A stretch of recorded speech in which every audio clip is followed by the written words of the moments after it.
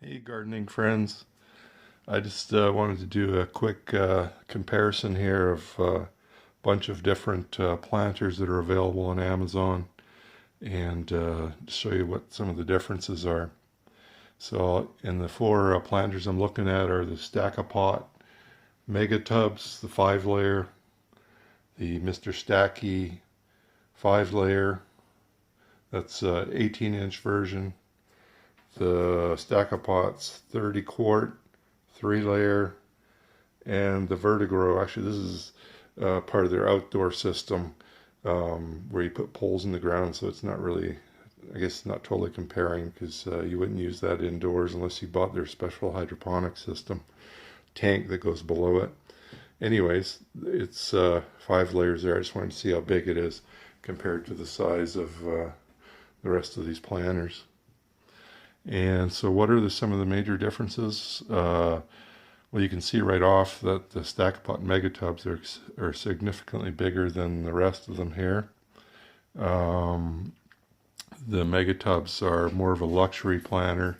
You could easily have it in your living room. Sheba, go on. Go on, Sheba. Stay back. Sorry about that.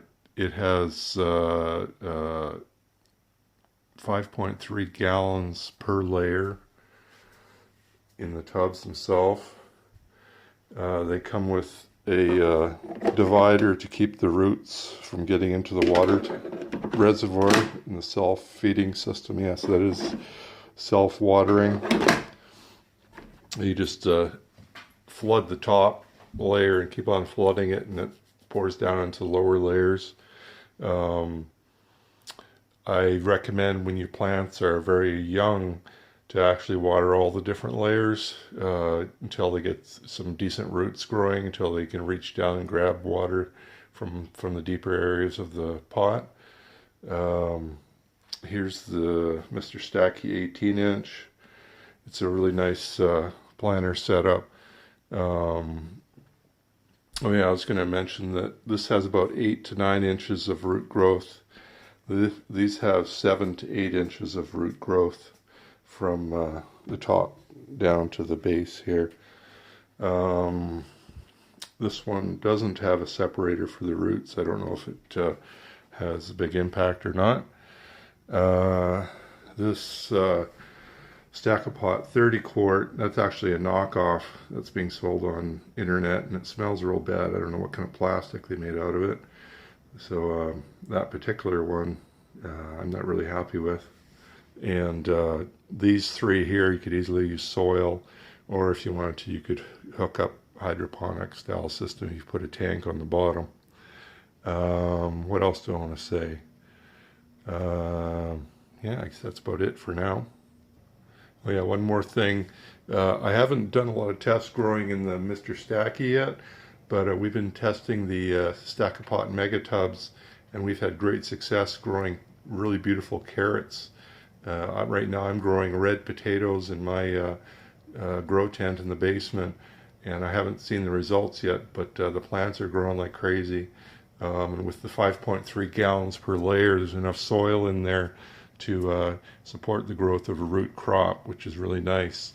The Mr. Stacky looks like it also could easily grow carrots with the 7 to 8 inches of root growth. That 8 inches is what the standard is that plants need on a farm out in the field. So yeah, you should be able to grow carrots there, no problem. I don't know, potatoes, you wouldn't have quite enough space. The actual volume of the Mr. Stacky compared to the Stackapot Megatubs is half the volume in the one planter. Oh yeah, one thing I noticed that's really great about these type of planters is when you have plants that like to compete for the light, having them staggered around the planter helps them so they don't cover each other's light as much. And it's even more profound in the Megatubs, where there's only 3 sections, and you got a large gap here to separate this plant from ones coming up below here, and one's hanging down from the top there. What else? Here's a quick sneak peek of a grow tent that I've got growing in my hallway in my basement in a 4-foot wide hall closet. And with the Megatubs, I've got 3 tubs in each layer. I'm growing sweet peas on the top here, carrots on the second layer all the way around, and the red potatoes on the bottom. And up here I've got cherry tomatoes. The next layer is strawberries, and the bottom is basil, rosemary, and thyme. And yeah, they're pretty happy in here. I've got a Rolado 400 watt cob LED light here, together with these other strip lights down the sides here to make sure that there's enough light reflecting to the bottom of the plants. And it's worked well so far. This stack has really taken off, and the plants don't seem to be covering each other's shade too much. On this one, some of the plants seem to like to have more direct, bright light, and so they're going a bit slower on the bottom. But tomatoes have taken right off here. Oh yeah, I also have one of these strip lights across the side down here. And that's about it.